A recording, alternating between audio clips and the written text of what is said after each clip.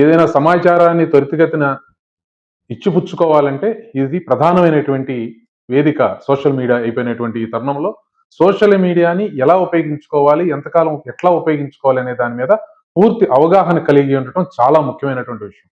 ఏదైనా సమాచారాన్ని మనం షేర్ చేసేటప్పుడు గానీ, లేదా సమాచారాన్ని మనం పోస్ట్ చేసేటప్పుడు గానీ, దాన్ని పూర్తిగా నిర్ధారించుకోవాల్సినటువంటి అవసరం ఉంటుంది.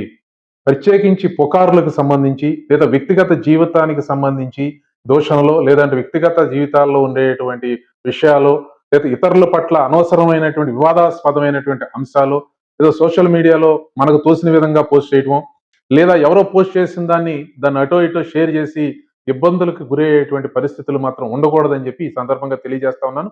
ఎందుకంటే మనందరము కూడా గుర్తుపెట్టుకోవాల్సినటువంటి అంశం ఏంటంటే, ప్రతిదానికి కూడా ఖచ్చితంగా మానిటరింగ్ సిస్టమ్ ఉంటుంది.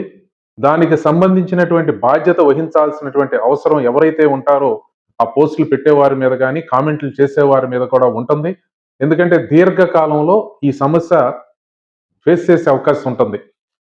మనం చూస్తే సోషల్ మీడియాకి సంబంధించి మనం చేసినటువంటి పోస్టులు నేను ఈ మధ్య చాలా నా దృష్టికి వస్తా ఉన్నటువంటిది ఏంటంటే, కొంతమంది ఉద్యోగాలకు ఇంటర్వ్యూలకు వెళ్తే సోషల్ మీడియాలో చెక్ చేయడం ద్వారా కొంతమంది ఉద్యోగాలు రాని పరిస్థితులను చూసాం.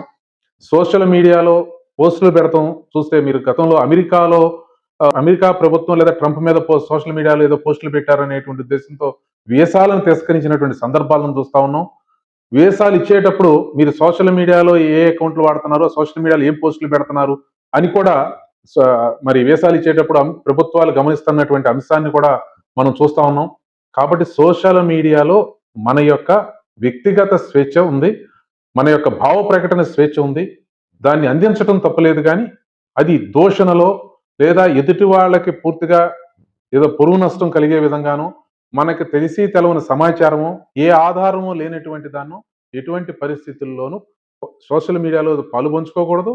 లేదా ఎవరైనా దాన్ని పెట్టినా మనం షేర్ చేయకూడదు అనేది చాలా స్పష్టంగా అవగాహన కలిగి ఉండమని కోరుతా ఉన్నాను. సోషల్ మీడియాలో మనం పోస్ట్ చేసే పోస్టుల వల్ల కానీ, మనం పెట్టే కామెంట్ల వల్ల కానీ ఎప్పుడైనా ఏదైనా నష్టం జరిగితే అది భవిష్యత్తులో కూడా అది ఆ పరిణామాలను ఎదుర్కోవాల్సినటువంటి పరిస్థితి ఏర్పడుతుంది అనేది కూడా గుర్తుపెట్టుకోండి.